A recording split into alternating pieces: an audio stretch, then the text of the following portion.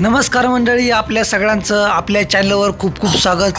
आत्ताच हाती आलेल्या एका ताज्या सर्वेनुसार राज्यामध्ये कोणाची सत्ता येणार त्या संदर्भात महत्त्वाचा हा व्हिडिओ आहे।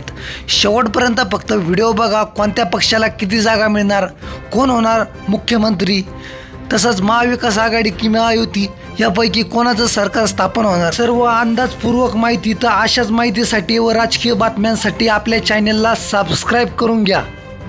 आत्ताच आलेल्या या ताज्या अंदाजित सर्वेनुसार महाविकास आघाडी व महायुतीला इतक्या जागा मिळणार, हा सर्व अंदाजित सर्वे असून यामध्ये बदल येऊ शकतो।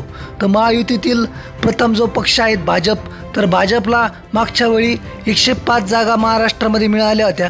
तर यावर्षी भाजपचा आकडा कमी होताना दिसत असून यामध्ये भाजपला 85 ते 80 जागा मिळण्याची शक्यता आहे।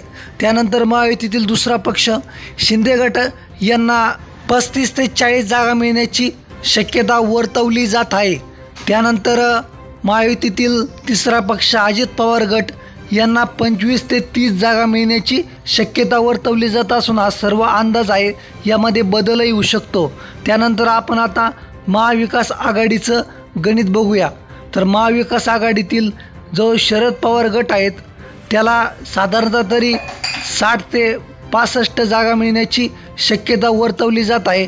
त्यानंतर महाविकास आघाडीतील दुसरा पक्ष उद्धव बाळासाहेब ठाकरे गट, या गटाला साधारणतः तरी 75 ते 80 जागा मिळण्याची शक्यता वर्तवली जात आहे।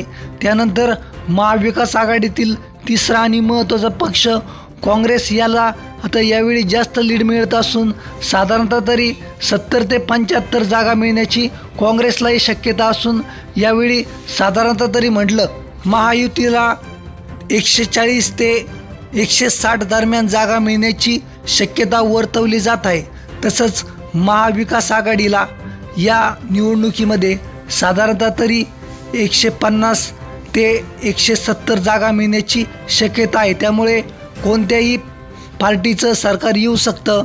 महाविकास आघाडी किंवा महायुती दोनपैकी कोणाचंही सरकार येण्याची शक्यता आहे, कारण की यावेळी महाविकास आघाडी व महायुती यामध्ये लय मोठा फरक दिसणार नाही।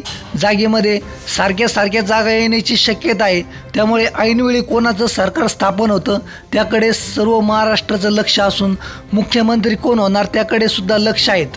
ज्या युतीचं सरकार येणार, महाविकास आघाडी असो किंवा महायुती असो, यातील ज्या पक्षाला ज्या महायुतीचं सरकार आलं तर ज्या पक्षाला ज्या सर्वात जास्त जागा असेल त्यांचा मुख्यमंत्री होईल, किंवा महाविकास आघाडीचं सरकार आलं तर ज्या पक्षाला सर्वाधिक जागा असेल त्यांचा मुख्यमंत्री होईल। त्यामुळे आता मोठी चुरस बघायला मिळणार असून कोणाचं सरकार येईल त्याकडे लक्ष आहे।